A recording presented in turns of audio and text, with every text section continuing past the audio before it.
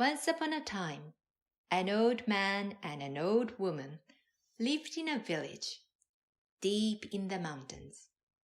The two of them were very poor and barely scraped by each day.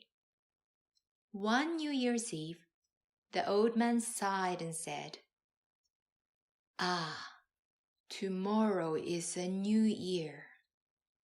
But we can't even buy mochi for the celebration. I wish that there was something that we could sell to make money for mochi." He looked around the room, but there was nothing. "We really don't have anything of value," the old woman agreed. Then she looked towards the doorway and noticed a stack of straws that they had gathered during the summer. "If we make some straw hats and sell them in town, we might be able to buy mochi," she said. The old man said, "That is a good idea." The two of them got busy weaving straws to make hats. When they had made 4 hats, the old man put them on his back and set off towards town, saying, "I'll come back with lots of mochi and carrots and burdock roots too." When the old man arrived in town, he saw that an outdoor market had been set up for the New Year's Eve. It was bustling with people shopping for the New Year's celebration. There were stalls selling urns and pounding sticks for mochi pounding. Some vendors had gone to the mountains to get pine trees. "Pine trees for sale! Pine trees for the New Year's decoration!" Not to be outdone, the old man also raised his voice. "Hats! Hats! Hats for sale!" But even though people were scrambling to buy fish and rice, no one even took a glance at the hats. The old man had no choice but to go back home empty-handed. "I guess no one is interested in buying a straw hat on the New Year's Eve. Ah, well, Mrs. will be very disappointed when she sees me without any mochi." The sun was setting down. Shoulders sagging, the old man left the town. He had nearly reached the outskirts of his village when the wind picked up and soon turned into a blizzard. It was then that the old man glanced up and saw 5 stone Jizo statues standing by the side of the road. There were no structures built over the Jizos to cover them, nor were there any trees to provide them shelters. So, exposed to wind and snow, the Jizo statues were covered with snow. "Oh, what a shame!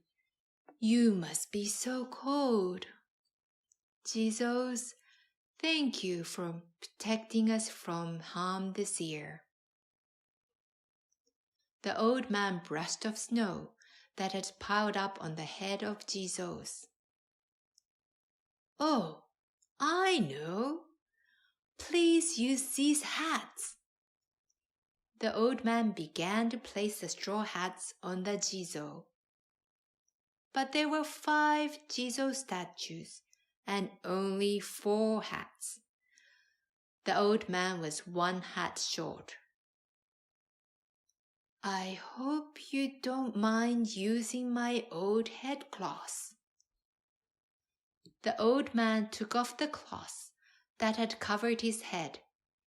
It was frayed and had been mended many times. He placed his headcloth on the head of the last Jizo. "Good, good." Feeling relieved that the Jizos were now protected from the snow, the old man continued his way home.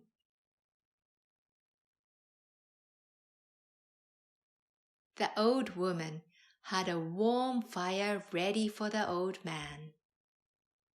The old man told the old woman about the Jizos covered with snow and how he had put the hats on those Jizos. The old woman did not show any signs of disappointment that the old man had returned without mochi. Instead, she said, "Oh, you did a very good thing. The Jizos must be pleased."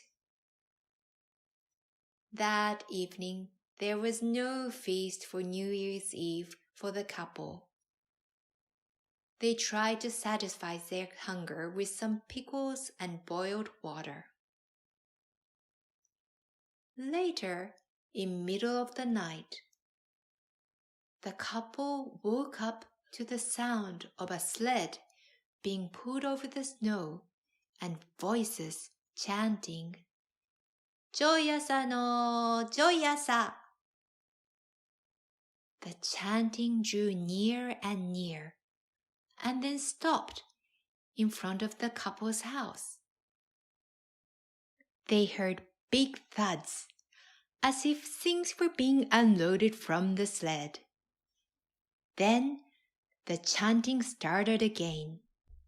"Joyasa no Joyasa," and this time began to go away. The couple got up and peeked outside, wondering what on earth had happened.